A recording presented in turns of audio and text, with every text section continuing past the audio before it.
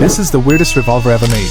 But here are 3 crazy facts you didn't know. First is that it fires 2 bullets at once. This is the S333 Thunderstruck, and it's chambered in 22 Winchester Magnum rimfire and fires 2 rounds with every trigger pull. 2 barrels, 1 shot. But second is that the Thunderstruck has a wide curved double finger trigger that you pull with 2 fingers instead of 1. This not only spreads out the force needed to fire 2 rounds at once, but also acts as a built-in safety feature. But finally, it's technically not considered a revolver because it fires multiple projectiles simultaneously. It is actually considered a volley gun.